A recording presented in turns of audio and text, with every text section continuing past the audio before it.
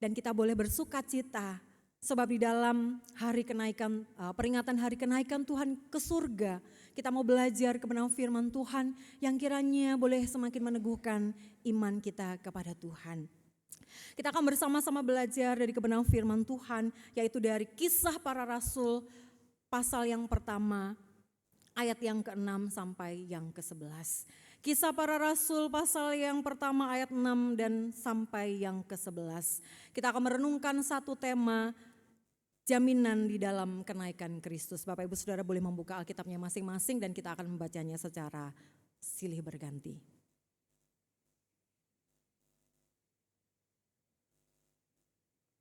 Jika Bapak Ibu Saudara sudah menemukan, saya akan memulai membaca ayat yang ke-6, Bapak Ibu Saudara ayat yang ke-7, demikian seterusnya sampai dengan ayat yang ke-11. Demikian bunyi firman Tuhan, Yesus terangkat ke sorga. Maka bertanyalah mereka yang berkumpul di situ, Tuhan, maukah Engkau pada masa ini memulihkan kerajaan bagi Israel?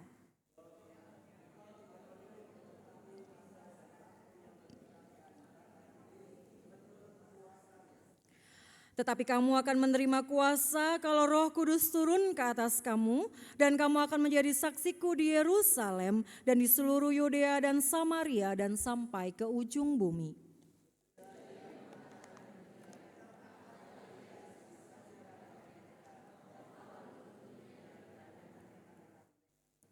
Ketika mereka sedang menatap ke langit, waktu ia naik itu, tiba-tiba berdirilah dua orang yang berpakaian putih dekat mereka.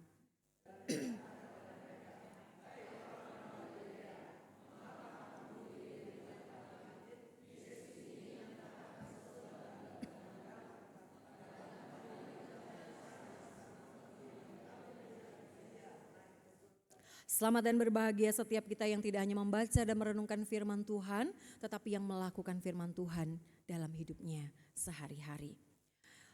Saudara, tema kebenaran firman Tuhan pada saat siang hari ini adalah jaminan dalam kenaikan Kristus. Jaminan dalam kenaikan Kristus.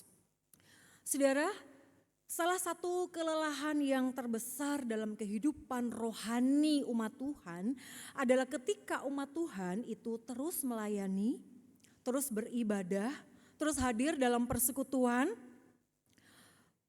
tetapi di dalam hatinya mulai kehilangan pengharapan. Kita memang tetap beribadah, kita tetap datang ke persekutuan, kita tetap mau menjalankan tanggung jawab jabatan gerejawi kita yang punya jabatan gerejawi. Kita tetap melayani Tuhan, tapi diam-diam hati kita bertanya, sebenarnya Tuhan ada enggak sih? Atau kita bertanya, Tuhan, apakah Engkau masih bekerja di gereja ini? Tuhan, apakah Engkau masih bekerja dalam hidupku? Kita diam-diam merasa secara pribadi lelah, secara rohani. Dan kita merasa Tuhan itu jauh dari kita. Atau kita merasa Tuhan tidak sedang bekerja dalam hidup kita. Saudara, ini adalah pergumulan yang sedang dialami oleh para murid juga pada waktu itu. Mereka melihat Yesus yang sudah mati. Lalu yang melihat Yesus bangkit pada hari yang ketiga. Ketika Yesus mati, mereka kehilangan harapan. Mereka hancur. Mereka berputus asa. Sampai ada yang menyangkal Tuhan. Tetapi ketika pada hari yang ketiga dia bangkit, di situ para murid punya harapan lagi. Harapan mereka kembali bangkit. Harapan mereka hidup kembali. Mereka berpikir sekaranglah waktunya kemenangan itu datang. Sebab sang juru selamat itu sudah bangkit. Sang Mesias itu sudah bangkit. Ketika Yesus bangkit mereka punya harapan yang baru. Saudara, lalu ketika saat ini dalam peristiwa ini mereka menyaksikan Yesus naik ke sorga.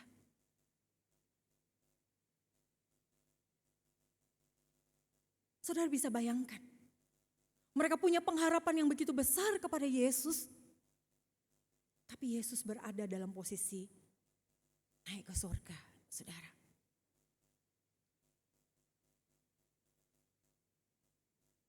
Mereka seperti seorang yang kehilangan akan sandaran, tumpuan untuk mereka berharap. Bagaimana setelah ini? Bagaimana setelah Yesus naik ke surga? Tetapi justru dalam bagian ini, kita pun belajar pada masa ini. Kenaikan Kristus justru memberikan jaminan yang besar bagi gereja, bagi umat percaya, bagi murid-murid Tuhan Yesus. Jaminan itulah yang membuat gereja terus berdiri kokoh sampai hari ini. Sekalipun ada begitu banyak tantangan dan badai yang menerpa gereja. Saudara, peristiwa kenaikan Yesus ke surga yang dicatat di dalam Kisah Para Rasul 1 ayat 6-11 ini adalah peristiwa yang terjadi 40 hari setelah Yesus bangkit. 40 hari setelah Yesus menampakkan diri kepada murid-muridnya. 40 hari setelah Yesus mengajar murid-muridnya tentang kerajaan Allah. Tetapi ayat yang ke-6, ayat yang pertama kali saya bacakan untuk saudara. Di situ ketika mereka bertanya kapan Yesus memulihkan kerajaan bagi Israel. Ini menunjukkan satu pertanyaan yang sebenarnya para murid belum memahami sepenuhnya karya Mesias. Mereka belum memahami sepenuhnya karya Sang Juru Selamat. Mereka belum memahami sepenuhnya kerajaan Allah yang diajarkan oleh Yesus. Karena itu mereka bertanya, Tuhan, maukah Engkau pada masa ini memulihkan kerajaan bagi Israel? Saudara, pertanyaan ini membuka isi hati mereka. Bangsa Israel sudah lama mereka melewati masa yang tidak mudah.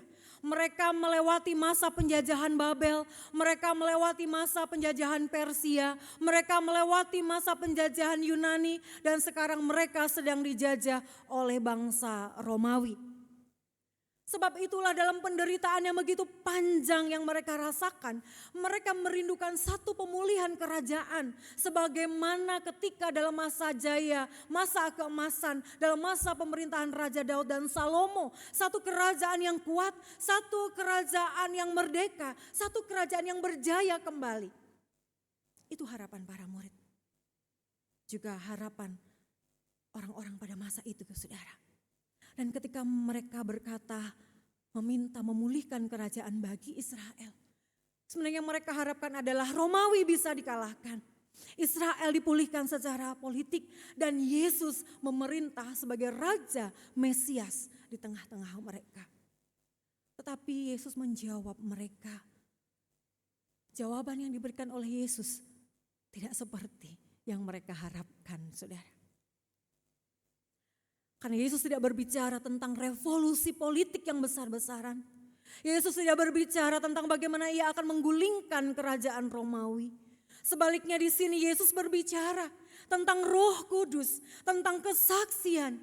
Yesus berbicara tentang Injil yang sampai ke ujung bumi. Yesus bicara apa, saudara? Yesus berbicara tentang kuasa Roh Kudus, berbicara tentang kesaksian, berbicara tentang Injil yang akan sampai ke ujung bumi. Mengapa Yesus berbicara tentang ini? Karena kerajaan Allah itu lebih besar daripada sekedar pemulihan politik Israel. Agenda Allah berbicara tentang hal yang berbeda dengan agenda manusia. Rancangan Allah berbeda dengan rancangan manusia. Kerajaan Allah itu besar, berbeda dengan kerajaan Israel yang rindu dipulihkan oleh umatnya pada masa itu. Kristus datang bukan hanya untuk membebaskan manusia, bangsa Israel umat pilihannya dari penjajahan Romawi. Tetapi lebih besar dari itu, Yesus membebaskan manusia dari kuasa kerajaan maut dan dosa. Dia melepaskan manusia dari dosa dan maut. Saudara, bukankah kita juga sering punya pengharapan seperti murid-murid? Tanpa kita sadari. Dalam iman kita kepada Yesus, kita sering ketika kita punya masalah, Apa yang kita inginkan saudara? Masalah cepat selesai. Kalau kita sakit bisa cepat sembuh. Kalau pelayanan, kita mau pelayanan kita sukses dan berhasil. Tetapi seringkali Tuhan justru bekerja lebih dalam. Lebih daripada apa yang kita minta. Lebih daripada perubahan situasi atau keadaan menjadi lebih baik. Tuhan lebih banyak bekerja untuk menggarap hati kita. Untuk menggarap kehidupan karakter dan iman kita. Supaya semakin bertumbuh. Supaya semakin mewujud nyatakan sebagai manusia baru kepunyaan Allah. Sekalipun harus melewati keadaan-keadaan yang tidak mudah. Pelayanan yang penuh dengan tantangan. Keadaan fisik yang penuh dengan sakit dan penyakit yang tidak kunjung sembuh. Atau permasalahan pergumulan tantangan kehidupan yang sampai hari ini belum juga dijawab oleh Tuhan. Saudara, melalui kenaikannya Kristus memberikan kita 3 jaminan besar bagi gerejanya. Ada 3 pilar penopang saudara yang menjadi jaminan besar bagi gerejanya di tengah-tengah dunia yang dipercayakan kepada kita untuk kita ada di tengah-tengah dunia ini. Yang pertama saudara, ada 3 jaminan di sana. Kristus tetap memerintah sekalipun secara kasat mata kita tidak melihat lagi dia di tengah-tengah dunia ini. Tetapi dia ada di sorga. Dia punya kuasa baik di dunia maupun di sorga.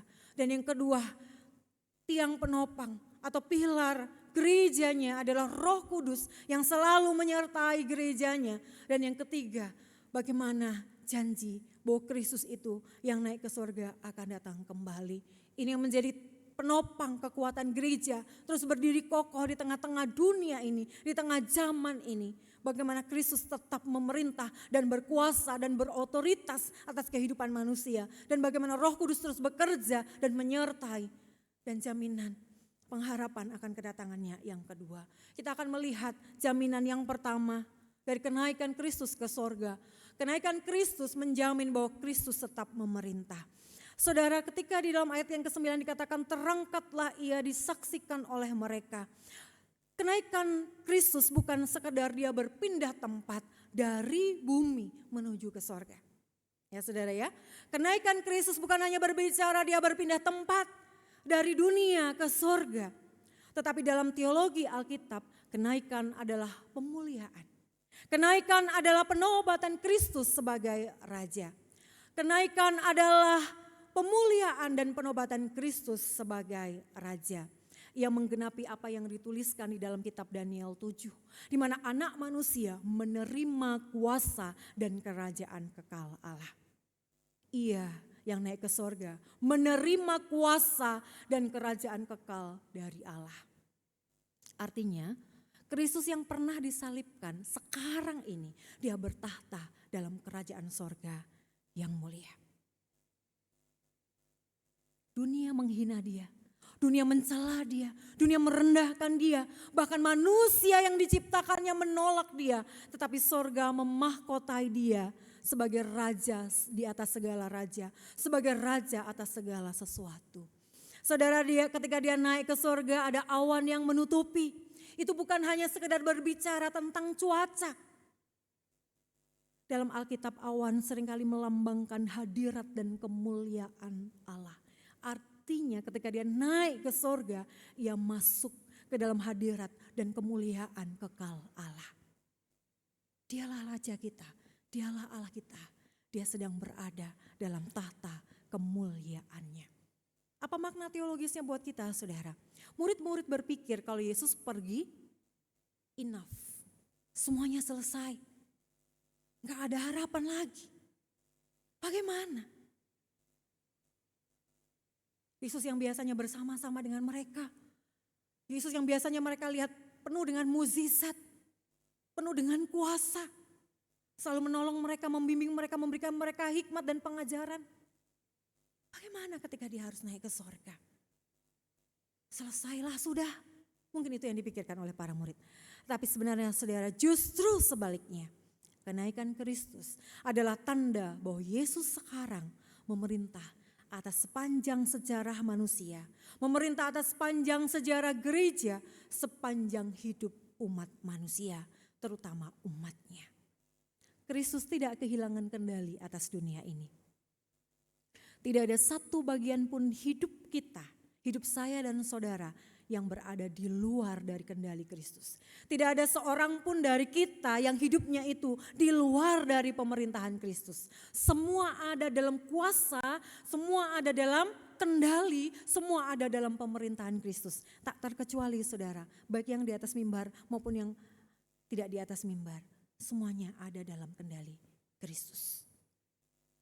Apa aplikasinya buat kita ketika kita memahami ini saudara? Kadang kita panik saudara, ketika kita melihat hidup kita tidak sesuai dengan harapan kita. Ketika pelayanan kita tidak berjalan seperti yang kita harapkan. Ketika doa kita tidak dijawab oleh Tuhan seperti apa yang kita mau. Saat sakit kita belum sembuh. Saat keluarga kita yang sudah kita doakan bertahun-tahun belum berubah, belum bertobat, belum juga terima Yesus. Saat pelayanan kita terasa berat. Saat kita diam-diam bertanya, Tuhan Engkau sedang apa? Engkau ada gak sih Tuhan? Engkau bekerja gak sih Tuhan dalam hidup dan pelayananku? Firman Tuhan ini mengingatkan kita sekali lagi. Meskipun kita tidak memahami Tuhan di dalam jalan Tuhan. Tapi Kristus tetap pegang kendali atas segala badai kehidupan kita di atas tahtanya. Apapun saudara, perjalanan hidup saudara, dia pegang kendali. Ia tahu apa yang ia harus lakukan untuk saya dan saudara. Tetapi yang sering kali Yesus lakukan bukan untuk mengubah keadaan kita menjadi baik menurut pandangan kita. Tetapi sekalipun keadaan hidup kita demikian, bukan berarti dia meninggalkan kita. Tuhan sedang menggarap hidup kita, supaya hidup kita makin berkenan kepada Tuhan. Semakin hati kita ini murni, tak bercacat celah di hadapan Tuhan. Itu yang Tuhan sedang kerjakan. Ketika Tuhan izinkan saya dan saudara mengalami tantangan yang tidak mudah. Bisa jadi sekarang ia sedang mengajar kepada saudara untuk percaya bukan pada keadaan, tetapi percaya kepada Kristus yang memegang kendali atas hidup kita. Dia yang berdaulat atas hidup kita. Ketika Tuhan izinkan orang-orang sulit ada di sekitar kita, itu Tuhan juga pegang kendali. Tuhan mau kita mengalami segala sesuatu yang Dia inginkan.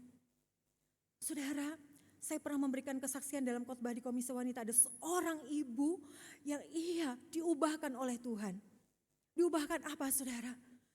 Ia akhirnya bisa mengampuni orang yang membunuh anaknya.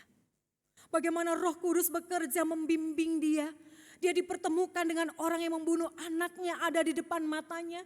Sebagai seorang ibu, sebagai orang tua, dia ingin memukul-mukul orang yang membunuh anaknya. Tapi Roh Kudus terus mengingatkan dia. Roh Kudus mengingatkan betapa Bapak itu kasihnya besar. Bapak mengingatkan ibu ini bahwa orang yang sudah membunuh anaknya itu, Bapak katakan aku juga mengasihi mereka. Kenapa Tuhan mengasihi mereka? Mengapa Tuhan tidak lebih mengasihi aku yang sudah kehilangan anakku, mereka yang membunuh anakku? Tapi Bapak katakan aku juga mati untuk mereka. Saudara, ibu ini diubahkan hatinya. Pada akhirnya ia mengampuni, dia mau merangkul dan memeluk dua orang yang membunuh anaknya ini. Dan mengatakan, saya mengasihi engkau dan mengampuni engkau. Sebab Tuhan sendiri mengatakan bahwa Tuhan mengasihi kalian. Mengapa aku yang manusia berdosa yang juga dikasihi Tuhan ini gak berani untuk mengatakan aku mengasihi engkau dan mengampuni engkau. Saudara, peristiwa yang tidak mudah dihadapi. Tapi Roh Kudus bekerja mengubahkan ibu ini menjadi punya hati seperti hatinya Tuhan. Punya hati seperti hatinya Kristus. Mengampuni orang yang tidak layak diampuni. Saudara dan saya adalah orang-orang yang juga gak layak diampuni oleh Tuhan. Tapi apa yang terjadi di sekitar kita, seringkali Tuhan pakai untuk mengubah hidup kita. Supaya hati kita menjadi seperti hatinya Yesus. Sebab saudara dan saya mau dipakai oleh Tuhan di tengah-tengah dunia ini untuk menjadi saksinya. Saudara, ketika Kristus naik ke surga, dia tetap memerintah. Dia tetap pegang kendali. Sekalipun secara kasat mata kita merasa di mana Tuhan. Tapi dia tetap bekerja, dia berkarya berdasarkan hikmatnya. Sesuai dengan kehendaknya bukan seperti mau dan keinginan kita. Dan bagaimana kita terus bertahan dalam kegelapan dunia ini, kita terus bertahan dalam ketidakmudahan kita menjalani hidup ini di tengah tantangan dan keberdosaan kita. Saudara, ada jaminan yang kedua.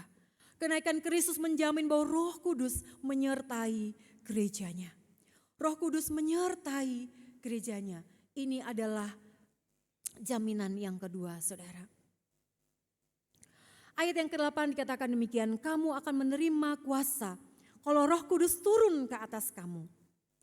Saudara, inilah pusat dari seluruh bagian ini. Murid-murid berbicara tentang kerajaan politik, tetapi Yesus berbicara tentang kuasa Roh Kudus dan misi Injil. Saudara, kata kuasa dalam bagian ini, kata kuasa ini dalam bahasa Yunaninya berarti dinamis. Apa artinya dinamis, saudara? Yaitu kuasa ilahi yang memampukan gereja untuk menjalankan kehendak Allah. Jadi kuasa ilahi yang memampukan gereja untuk melakukan kehendak Allah. Dan ayat ini menunjukkan satu kerangka dari seluruh kitab kisah para rasul. Yaitu berbicara tentang misi Allah, tentang dunamis, tentang kuasa Allah yang bekerja dimulai dari Yerusalem, Yudea, Samaria sampai ke ujung bumi. Dari Yudea, Samaria, saudara ya, Yudea, Samaria, Yerusalem, kemudian Yudea, Samaria sampai ke kita. Bahkan sampai ke tempat-tempat yang masih belum terjangkau oleh Injil. Semua itu karena dunamis. Kuasa ilahi yang bekerja menjalankan kehendak Allah, menyatakan Injil yang menyelamatkan. Artinya gereja bergerak bukan dengan kekuatan kita manusia, bukan dengan kepandaian kita, pengetahuan teologi kita, tetapi dengan kuasa Roh Kudus yang bekerja. Karena pengetahuan kehebatan teologi tanpa Roh Kudus nanti di atas mimbar ini hanya seperti seorang motivator, saudara, nggak ada kuasanya. Tapi bagaimana Roh Kudus memberikan kuasa untuk pemberita-pemberita Injil dengan kekuatan Allah menyatakan Injil yang penuh kuasa yang menyelamatkan orang berdosa. Yesus naik bukan untuk meninggalkan gerejanya, justru karena ia naik, Roh Kudus itu dicurahkan. Roh Kudus itu hadir ke tengah-tengah dunia. Roh Kudus membersamai umatnya sampai hari ini dan sampai Kristus datang kembali. Itu menjadi meterai, menjadi penjamin buat kita supaya setiap orang yang percaya kepada Kristus itu selalu dipimpin oleh Roh Kudus sehingga dia terus punya hikmat Roh Kudus sehingga ketika dia berdosa dia akan sadar dan terus pulih dan terus bertumbuh semakin hari semakin serupa dengan Kristus. Karena gak mungkin orang yang di dalamnya sudah dipenuhi dengan Roh Kudus dia akan tetap ngeyel. Aku benar kok Tuhan, dia yang salah. Aku sudah benar kok Tuhan. Gak akan pernah, saudara. Karena gak perlu orang lain ngingetin kita. Gak perlu hamba Tuhan datang untuk mengingatkan saudara. Sebab Roh Kudus bekerja melalui firman yang saudara baca. Yang akan selalu mengingat dan menegur kita, mengarahkan kita, memimpin kita, memberikan kita kuasa untuk menaklukkan kuasa dosa itu dalam diri kita. Sehingga kita bisa taat melakukan firman Tuhan. Sehingga kita juga bisa taat untuk melakukan pemberitaan Injil. Tanpa harus didorong-dorong, tanpa harus dipaksa-paksa oleh majelis, oleh hamba Tuhan. Kita pun secara pribadi diberikan dunamis tadi, kekuatan ilahi yang membuat saya dan saudara mampu melakukan kehendak Allah. Mampu menyatakan Injil yang menyelamatkan dengan kuasa dalam hidup kita setiap hari. Saudara, gereja dalam penekanan pemahaman reform, gereja tidak dibangun di dalam kemampuan manusia. Bukan terutama strategi-strategi, bukan yang terutama program-program nampak hebat dan luar biasa, bukan kepandaian kita, tetapi kuasa Roh Kudus. Karena itu gak mungkin, saudara. Orang yang paham ini, dia akan menyombongkan kemampuan teologinya, kehebatan teologinya, atau memegahkan satu, merendahkan yang lain. Gak akan mungkin, saudara. Sebab itu bukan kekuatan yang utama, itu penting. Tapi kekuatan yang utama adalah kuasa Roh Kudus. Sebab banyak orang-orang sederhana, bahkan yang gak sekolah teologi, dipakai Tuhan secara luar biasa untuk menyatakan Injil dan membawa orang mengenal Yesus dan percaya kepada Yesus. Karena itu saya yakin sepenuhnya tidak akan pernah ada orang yang sombong ketika dia mampu secara teologi, ketika dia punya pengetahuan yang hebat dan luar biasa.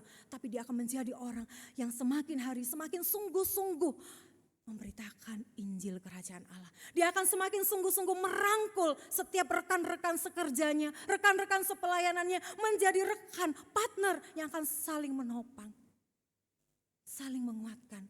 Tidak akan tuh ada saling menyalahkan, merendahkan, apalagi mencaci, mencela. Gak akan, saudara. Itulah kekuatan Roh Kudus yang bekerja dalam kehidupan umatnya dan para pelayan-pelayan Injilnya. Sehingga kita semua akan menjadi orang-orang yang menyatu dengan kekuatan yang besar untuk menyatakan Injil Kerajaan Allah itu. GKI Saudara akan memiliki satu kekuatan yang luar biasa di mana Tuhan akan pakai gereja ini, jemaat-jemaat gereja ini untuk menyatakan Injil Kerajaan Allah yang menyelamatkan. Gereja berdiri karena Allah, karena Roh Kudus bekerja, karena Roh Kudus memberikan kuasa kepada saya dan saudara. Tanpa Roh Kudus tidak mungkin saya punya kemampuan untuk berbicara kepada saudara. Tanpa Roh Kudus gereja ini tidak mungkin berdiri. Tidak mungkin saudara mau melayani pekerjaan Tuhan. Kita hanya akan menjadi gereja yang sibuk tetapi kehilangan kuasa rohani. Akan begitu banyak orang yang mulai dingin dalam kasihnya. Akan begitu banyak orang yang mulai lesu dalam pelayanannya. Tidak lagi bergairah buat Kristus, bergairahnya untuk diri sendiri. Untuk kepentingan diri sendiri, tapi bukan untuk kepentingan kerajaan Allah. Tetapi dunamis itu adalah kekuatan untuk melakukan kehendak Allah, bukan kehendak perorangan, kehendak diri kita, tapi melakukan kehendak Allah. Itulah penyertaan Roh Kudus. Dia akan memimpin kita, membimbing kita melakukan apa yang benar, bukan yang hebat, apa yang baik, apa yang luar biasa dalam pandangan manusia. Tetapi melakukan persis tepat seperti kehendak Allah. Bagaimana Roh Kudus itu akan memimpin gereja kita, bagaimana Roh Kudus itu akan memimpin setiap kita untuk hidup dalam kebenaran. Tatarannya adalah kehendak dan kebenaran Allah secara mutlak itu dalam hidup kita. Saudara, masalah terbesar banyak orang percaya saat ini bukan karena kurang aktivis rohani. Bukan kurang orang yang mau beraktivitas secara rohani. Tetapi masalah yang terbesar adalah saya dan saudara sering kali menjalaninya dengan kekuatan kita sendiri, dengan kebanggaan, kemampuan kita sendiri, termasuk dalam pelayanan. Kita sibuk melayani, tapi kita kehilangan relasi dengan Tuhan. Kita kehilangan waktu doa kita. Kita kehilangan waktu pribadi kita bersama dengan Tuhan. Saudara, seberapa melekat saya dan saudara dengan Tuhan. Seberapa setiap bagian pekerjaan pelayanan kita kerjakan bersama-sama dengan Tuhan. Seberapa aktif saya bekerja untuk Tuhan. Seberapa aktif saya dan saudara menikmati relasi dengan Tuhan. Kita bisa melayani dan beribadah, tapi kita datang dengan hati yang kosong dan pelayanan yang kosong, saudara. Tanpa relasi yang intim dengan Tuhan. Apakah mungkin saya dan saudara melakukan kehendak Allah? Banyak orang beraktivitas rohani, banyak orang punya jabatan gerejawi, tapi tidak sedang melakukan kehendak Allah. Sebab itu kita butuh saudara melekat pada Roh Kudus. Selalu berelasi dengan Roh Kudus. Dan selalu mempertanyakan setiap hal yang kita lakukan. Setiap kata kita, pemikiran kita, ide-ide kita. Setiap apapun yang kita mau lakukan dalam pelayanan bersama dengan saudara seiman rekan sepelayanan. Mari kita gumulkan itu bersama dengan Tuhan. Supaya kita tidak hanya sibuk, capek dan lelah dengan berbagai aktivitas. Tapi kita melakukan kehendak Bapa. Tapi kita menyenangkan hati Bapa. Tapi kita bisa memuaskan hati Bapa, bukan memuaskan diri kita. Saudara, mungkin hari ini Tuhan menegur saya. Mungkin Tuhan menegur saudara. Sebelum Tuhan menegur saudara lewat firman yang saya sampaikan, Dia sudah lebih dahulu menegur saya, saudara. Mungkin Tuhan sedang menegur setiap kita. Tuhan berkata, engkau tidak sedang bekerja untukku. Engkau sedang tidak melayani aku, kata Tuhan. Tapi engkau sedang melayani dirimu sendiri, keinginanmu sendiri, kehendakmu sendiri. Engkau tidak hidup bersamaku. Betapa pedihnya hati Tuhan, saudara, melihat saya dan saudara yang tidak lagi hidup bersama dengan Tuhan.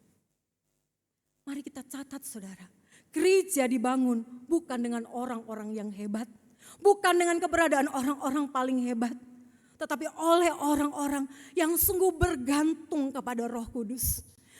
Gereja bergantung pada pelayan-pelayan Tuhan, pada jemaat-jemaat Tuhan yang benar-benar bergantung kepada kekuatan dan kuasa Roh Kudus. Seberapa besar saya dan saudara, seberapa penuh dan utuh saya dan saudara bergantung kepada Roh Kudus dalam setiap panggilan yang Tuhan percayakan. Saudara, kapan terakhir kali saudara merasakan sungguh-sungguh haus kepada Tuhan? Sungguh-sungguh rindu kepada Tuhan.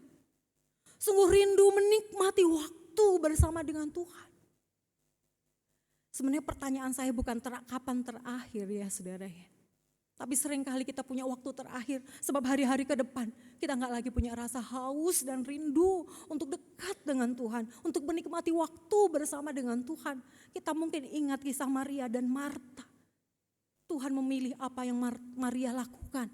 Duduk di kaki Tuhan, mendengar suara Tuhan. Kalau saya bertanya kapan terakhir, harusnya saya bertanya seperti ini saudara. Apakah saya dan saudara setiap hari selalu haus dan sungguh-sungguh haus akan Tuhan?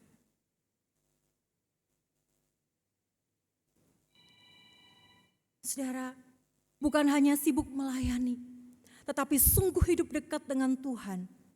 Hidup membangun relasi dengan Tuhan. Itu yang akan Roh Kudus kerjakan dalam hidup saya dan saudara. Kita semua adalah pelayan-pelayan Injil Kerajaan Allah. Saudara, kita percaya Roh Kudus setia menyertai saya dan saudara. Sampai Tuhan memanggil kita, sampai Dia datang kembali supaya kita benar di hadapan Allah. Dengan kuat kuasanya mengerjakan apa yang menjadi kehendak dari Allah kita. Saudara, kenaikan Kristus bukan hanya memberikan kita kekuatan untuk hari ini. Tetapi ada satu pengharapan besar yang membuat gereja bertahan sampai akhir. Membuat gereja terus bertahan dan berdiri melakukan kehendak Allah. Melakukan kebenaran-kebenaran Allah. Sebab jaminan yang ketiga bahwa kenaikan Kristus menjamin bahwa Kristus akan datang kembali. Saudara, di dalam ayat 11 dikatakan Yesus ini akan datang kembali.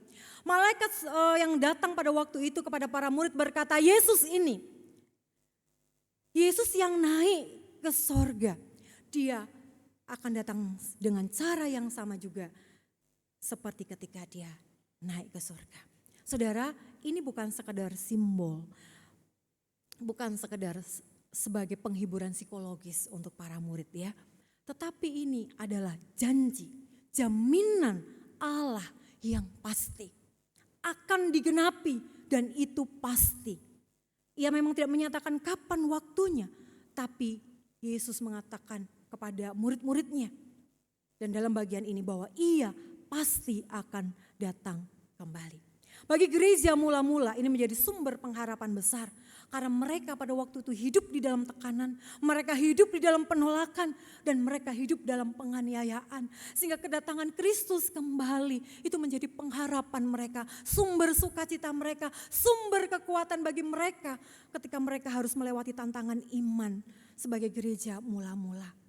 Sekalipun mereka menghadapi keadaan yang berat, mereka tahu bahwa Raja mereka, Mesias yang mereka percaya yaitu Kristus akan datang kembali sebagai Raja.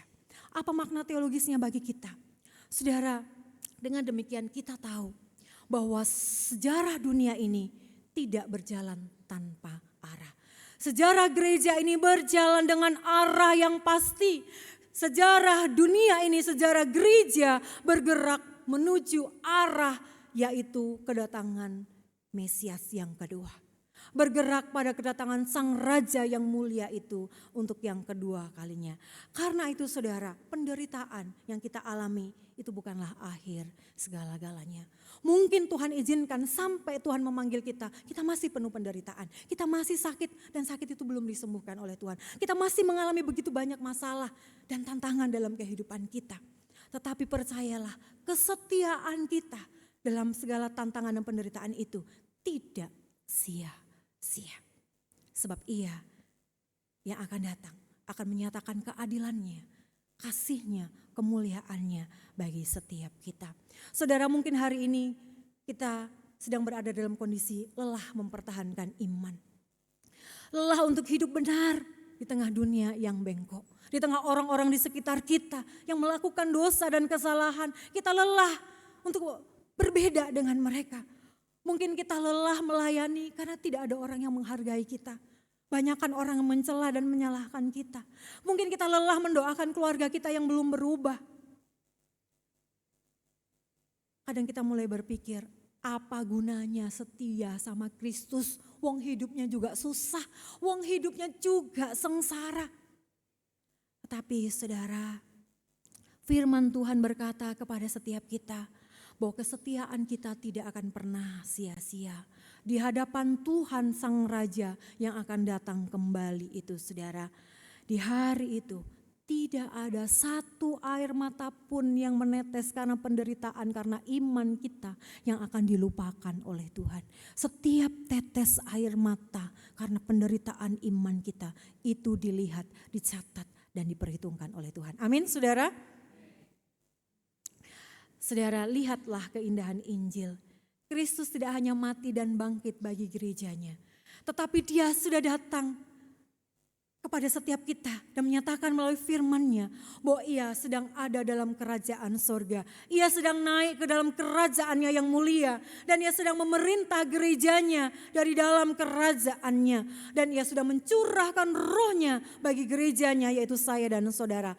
Dan Ia akan datang kembali bagi kita, gerejanya yang tetap setia sampai akhir, sampai Tuhan memanggil kita atau sampai Ia datang untuk yang kedua kalinya. Artinya gereja hidup di antara dua kepastian. Saudara, Kristus sudah menang di atas kayu salib. Dan ingatlah, Kristus yang sudah kembali ke sorga, Ia akan datang kembali dan membawa saya dan saudara untuk apa saudara? Kita yang menang sampai akhir untuk berbagian dalam kerajaan-Nya yang mulia. Betapa indahnya ketika pada waktu itu Tuhan datang dan berkata kepada saya dan saudara, hai engkau hambaku yang baik dan setia, mari masuklah dan turutlah dalam kebahagiaan Tuhanmu, dalam kerajaan sorga yang mulia. Ini sumber kekuatan kita, sumber pengharapan kita di tengah tantangan yang kita hadapi di tengah-tengah dunia ini. Saudara, pernahkah kita naik pesawat? Ada yang pernah naik pesawat dan cuacanya buruk, saudara?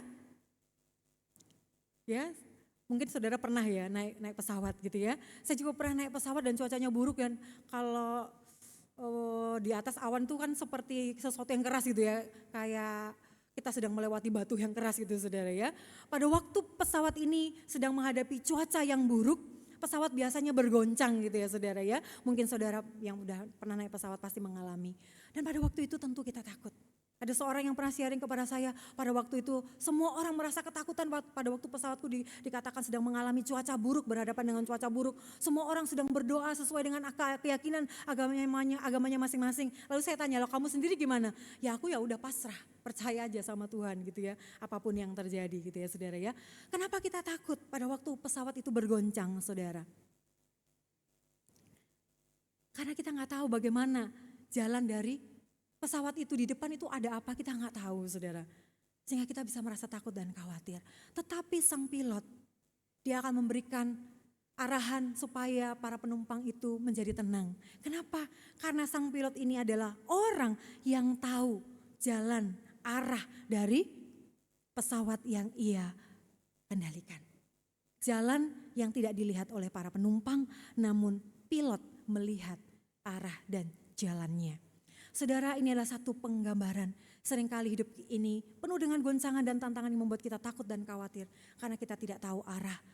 Sehingga kita bisa panik gitu ya saudara ya. Tetapi kita percaya, kita bersyukur sebab Tuhan memberikan arah dan jalan, pengertian dan hikmat kepada kita melalui kuasa Roh Kudus-Nya. Sehingga kita tidak perlu takut melewati masa-masa yang tidak jelas.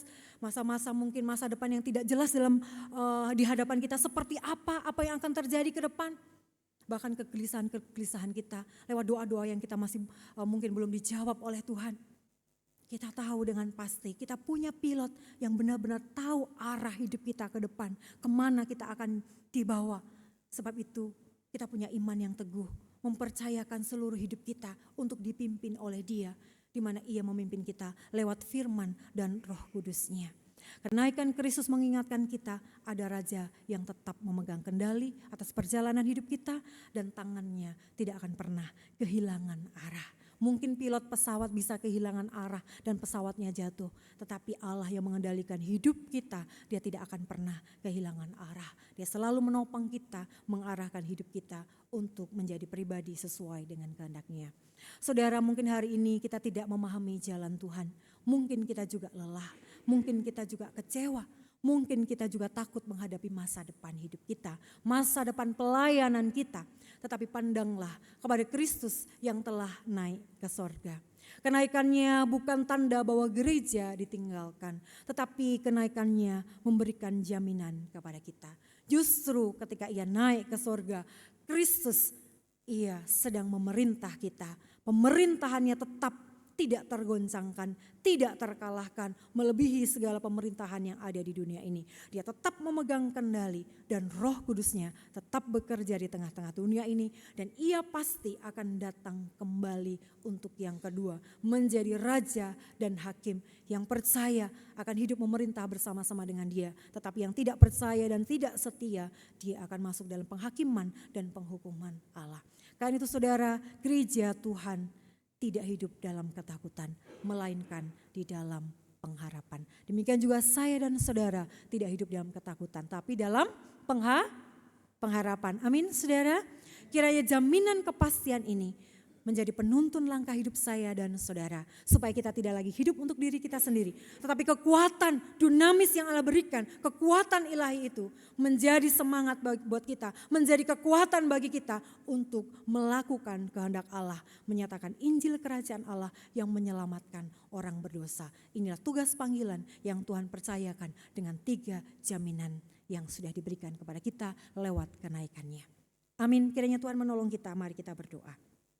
Terima kasih Bapa di dalam kerajaan surga. Hamba terbatas untuk menguraikan kebenaran firman-Mu. Tetapi Allah Roh Kudus tidak terbatas untuk berbicara kepada setiap kami pribadi lepas pribadi. Engkau akan menolong kami, Engkau akan memimpin kami supaya kami dapat melakukan apa yang menjadi kehendak Tuhan sebagai umat pilihan Allah. Segala rasa khawatir, takut dan gentar kami menghadapi hidup, menghadapi masalah, menghadapi masa depan, menghadapi pelayanan, kami serahkan semuanya, kami letakkan semuanya di hadapan Raja kami yang penuh dengan kuasa, yaitu Tuhan kami Yesus Kristus. Dan kami percaya Roh Kudus setia menyertai kami. Kami menanti-nantikan Tuhan kedatangan-Mu yang kedua, sebab itu adalah sumber sukacita dan pengharapan dan kekuatan kami menghadapi segala hal di tengah-tengah dunia ini. Terpuji nama Bapa, Tuhan Yesus dan Roh Kudus. Haleluya. Amin. Tuhan memberkati kita sekalian. Saya kembalikan kepada Evangelis Nathan.